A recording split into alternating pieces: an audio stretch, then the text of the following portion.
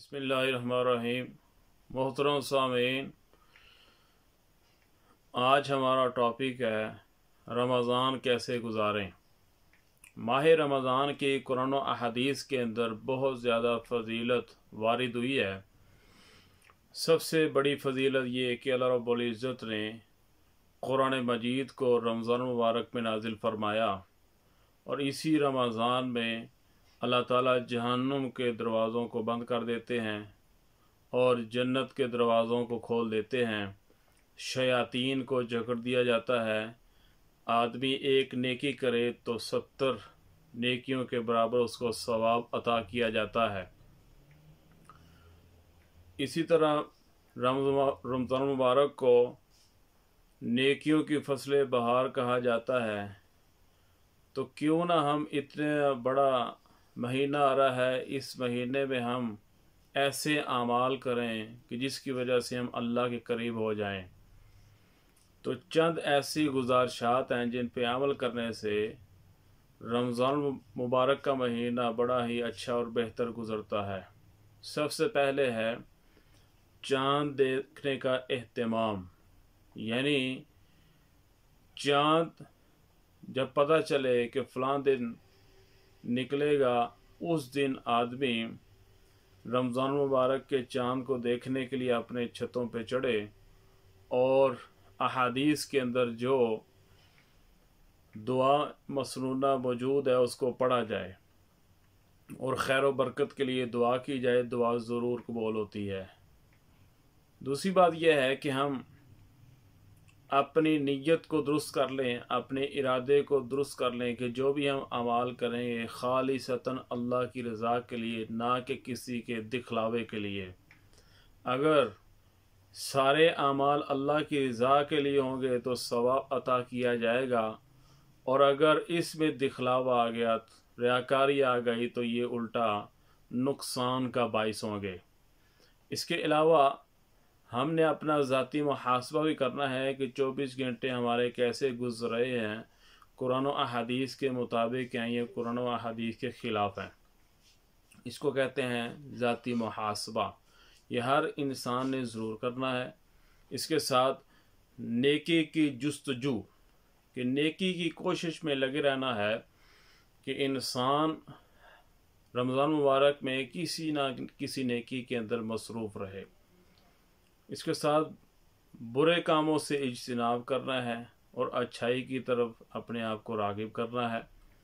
बुरे अमाल जितने भी हैं, झूठ, फ्रॉड, कीना, अदावत, कुदूरत, ग़ीबत, चुगली, और इसी तरह किसी को धोखा देना, और इसी तरह ये जितने भी ड्रामे लगते हैं टीवी और इसी तरह सोशल मीडिया पे जितने भी लगवियात हैं, इन तमाम से खुद भी बचना और अपने बच्चों और अहल व अयाल को भी इससे बचाना। इसके अलावा खिदमत खल्क़, कि इंसानियत की खिदमत करनी है रमज़ान मुबारक में, क्योंकि आप अलैहिस्सलाम ने फरमाया कि खैरुन्नास मन यनफ़उन्नास, लोगों में अच्छा वो है जो लोगों को नफ़ा देता है। तो हमने लोगों को नफ़ा देना है, हमारी वजह से किसी को तकलीफ़ न पहुँचे। इसके अलावा कुरान मजीद के साथ हमने शगफ रखना है। कम से कम 3 पारे पढ़े जाएं, या 2, या कम से कम 1 तो ज़रूर ही पढ़ लिया जाए। कुरान मजीद की तिलावत का एहतमाम किया जाए, ज़िक्र किया जाए, पहला कलमा पढ़ा जाए, दुरूद शरीफ कसरत के साथ पढ़ा जाए और इस्तिग़फ़ार किया जाए। इसके अलावा दुआ का एहतमाम किया जाए। दुआ ज़रूर कबूल होती है जो भी की जाए। और इसके साथ तहज्जुद का एहतमाम किया जाए। तहज्जुद जो आदमी पढ़ता है उसके चेहरे पे नूर आता है, कब्र का नूर है, और अल्लाह रब्बुल इज़्ज़त उस वक्त तक इसको मौत नहीं देंगे जब तक इसको अपना वली नहीं बना लेंगे। और ये तमाम अंबिया अलैहिमुस्सलातु वस्सलाम का सुन्नत अमल है। अपने आप को दीनी अमाल के अंदर मशगूल रखना है, दुनियावी अमाल को कम से कम रखना है। हमने देखना है कि जितने ज़रूरी काम है दुनिया के वो कम करने हैं, जितने गैर ज़रूरी हैं वो रमज़ान में छोड़ देने हैं। उस टाइम को हम मस्जिद में सर्फ करेंगे। फ़राइज़ की अदायगी ज़रूरी है, 5 وقت کی نماز کا ہم نے اہتمام کرنا ہے، ساتھ میں نوافل بھی ادا کرنے ہیں۔ جو آدمی نفل پڑھتا ہے وہ اللہ رب العزت کا ولی بن جاتا ہے۔ اس کے ساتھ سخاوت، آپ علیہ السلام رمضان میں بہت سخاوت کیا کرتے تھے۔ ہم لوگوں کے روزے بھی رکھوائیں گے اور ان کی سحری کا بھی اہتمام کریں گے۔ اس کے ساتھ ہم نے روزہ رکھنا ہے۔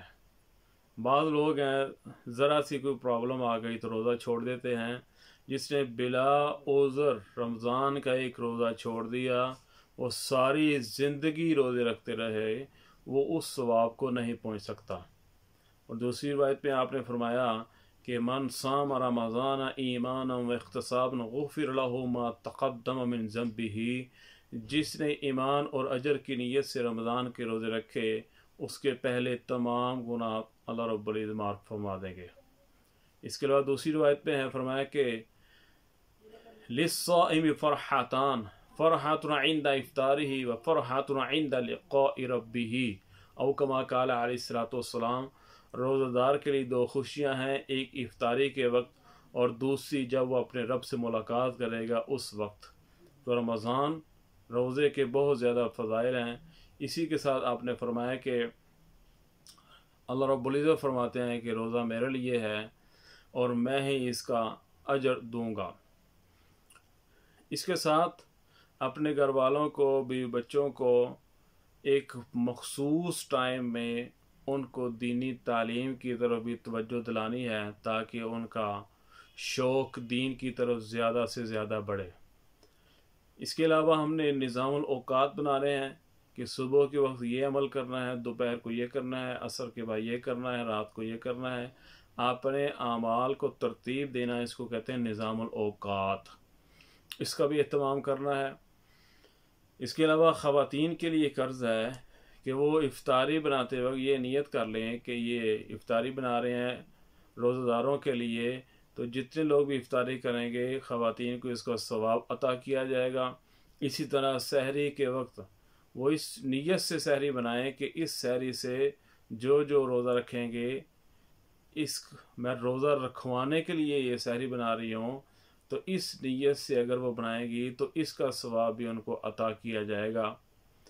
آخر میں یہ گزارش ہے کہ ہمارے یہاں سوسائٹی میں جب بھی رمضان کا مہینہ آتا ہے تو رمضان ٹرانسمیشن کے تحت ایک پروگرام چلتے ہیں مختلف ٹی وی چینل پر، تو مختلف اداکار اور فنکار آ کے وہاں پہ ہمیں قرآن و حدیث کی تعلیم دیتے ہیں۔ ان کی کسی بات کا کوئی بھی اعتماد نہیں ہے، ہمیں دین سکھلائیں گے اہل ایمان یعنی علماء کرام، کیونکہ آپ علیہ السلام نے فرمایا کہ العلماء ورثۃ الانبیاء، ہمیں علماء کرام ہی دین سکھائیں گے کیونکہ یہ انبیاء کے وارث ہیں۔ تو ورثاء سے ہی دین لیا جائے، نہ کہ اداکاروں فنکاروں سے جو سارا سال رقص کرتے رہتے ہیں اور رمضان میں آ کے ہمیں دینی تعلیم دیتے ہیں۔ لہذا اس سے خود بھی بچیں اور دوسروں کو بھی بچائیں۔ یہ جتنے بھی مختصر اعمال میں نے عرض کیے ہیں خود بھی عمل کریں اور دوسروں کو بھی اس پہ آنے کی اللہ سے دعا کی توفیق مانگیں۔ اللہ تعالی ہم سب کو قرآن و سنت کے مطابق عمل کی توفیق عطا فرمائے، اور یہ جو رمضان آ رہا ہے اس میں تمام برکتیں ہمیں اور تمام سب کو بھی اس پہ ٹرنے کی توفیق عطا فرمائیں۔ وآخر دعوانا الحمدللہ رب العالمین۔